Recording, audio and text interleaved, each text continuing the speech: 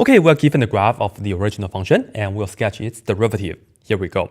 Unfortunately though, we do not have a place that has a horizontal tangent line, but we do have this point here that has a vertical tangent line. And remember, the slope of any vertical line is undefined. So right here, how can we do this though? Well, don't look at this point, but when you are approaching this point, the slope will be approaching past infinity, because you can see that at this point maybe the slope is actually really big because it's like almost going straight up, right? So keep that in mind, and in fact we actually have a vertical asymptote at this point.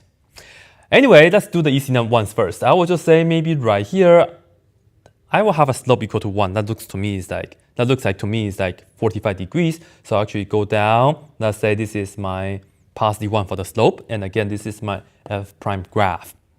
Then move away, you will see that the slope right here is less than that. So when I trace down, we have to have a lower y value than this. And then we continue. If we're right here, this slope is actually less than that, so I actually have to go down like this maybe.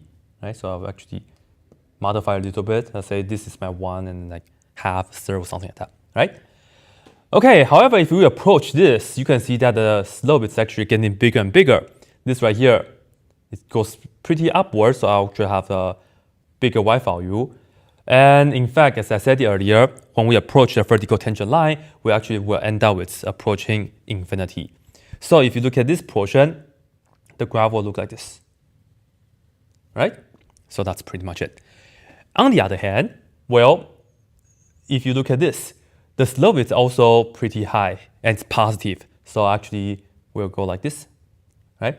And if you would like, you can actually pick a easier one. Let's say this right here, the slope is like 1. And you actually have to go down like this. Notice that this right here is steeper than that, so that's why this right here should have a higher y value than this. And again, if you move away, this right here is flatter, so I will actually have to go down and have a lower y value, like so. And when you approach this point, you have to go straight up. So the graph will look like this.